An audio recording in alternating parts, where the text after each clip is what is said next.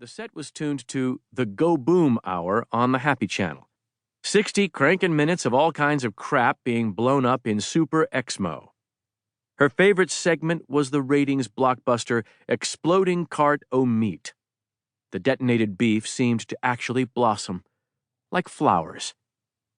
Her good buddy on these daily voyages on a mattress was her aloof cat, Nippers Pumpkin Claws. Nippers lay sprawled at the foot of the bed in a careless bundle of regal grandeur, his whiskey-colored face fixed in a permanent expression of sour disapproval. Was there any pleasing this cat? Not likely. And the slightest movement Ambience made was instantly absorbed into those spooky, green, owl-like eyes. Not that Ambience even moved around all that much. A trip to the John was a regular safari. Her favorite animal, in fact, was the turtle.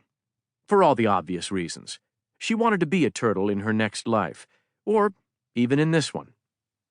She was nibbling on something sweet and sticky she had found in an uncovered bowl in the refrigerator, one of Graveyard's dubious leftovers. She didn't know what it was, but it tasted good. Was it good for her? She didn't know. How many things could a person worry about in a day? She was also, the ever-dutiful multitasker, leafing through a week-old edition of one of the last hard-copy newspapers, the Mammoth City Muffler. If it ain't in the muffler, it ain't the truth. Every now and then she liked actually holding the news between her hands. She liked rattling its pages. It seemed more real, more true.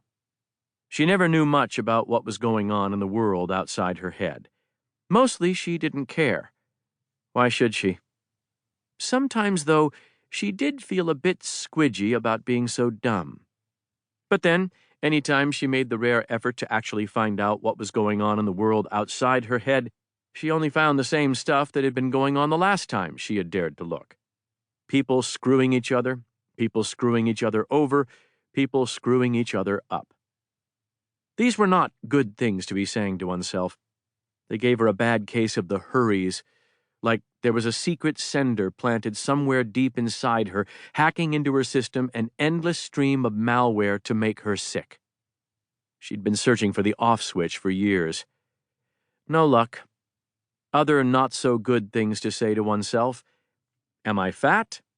How are we going to pay next month's rent? Why do I have to die? Suddenly, Nippers's head jerked up and froze, all fine feline attention converging on the open doorway and beyond. Then, in a furry blur, the cat was gone over the edge and under the bed. That was easy to read.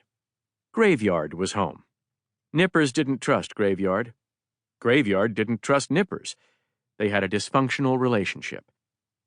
Then, there he was, filling the doorway and grinning. Seriously grinning. This surprised Ambience. She hadn't seen Graveyard so much as smile in, well, she didn't know how long. These were not smiley times. "What's with you?" she said. He looked exactly like the damn fool her father had always claimed he was. Graveyard held up a dirty old canvas sack, grinning and grinning. "You got a job," she said, "as a mailman." She could believe just about anything about him at this point. The bag thudded to the floor. "You know I can't work for the government," he said. "Why not?" She hated it when people made grand pronouncements about themselves. They were almost always lying. "Principles," Graveyard said. "Don't make me laugh," she said. Then she laughed. "You'll see," he said. "Oh, boy, will you see." He bent over. He opened the bag. A lot easier the second time around. He pulled out a brick. He tossed the brick onto the bed. "Choke on this," he said. Ambience studied the curious object for a moment. Then she picked it up. She looked at it in her hand. She looked at it from top to bottom. She looked at it from side to side. She lifted it to her nose and smelled it. "Is this real?" she said. Graveyard was busy opening several packs of money with his teeth. He appeared to be swept up in the sort of common frenzy